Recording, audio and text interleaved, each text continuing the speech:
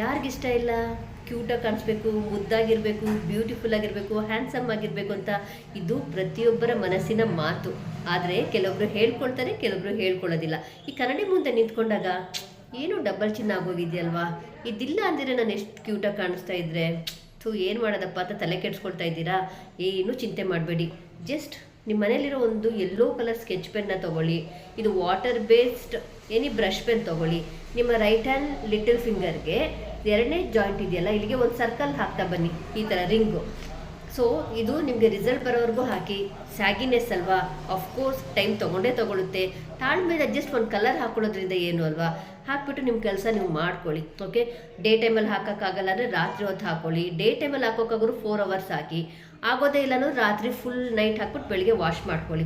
ಇದ್ರ ಜೊತೆಗೆ ಸ್ವಲ್ಪ ಫೇಶಿಯಲ್ ಎಕ್ಸಸೈಸ್ ಮಾಡಿ, ಸ್ವಲ್ಪ ಹೆಲ್ದಿ ಫುಡ್ಡನ್ನು ಅಭ್ಯಾಸ ಮಾಡ್ಕೊಳ್ಳಿ. ನೋಡಿ ನಿಮ್ಮ ಡಬಲ್ ಚಿನ್ ಹೆಂಗೆ ಮಾಯ ಆಗುತ್ತೆ ಅಂತ.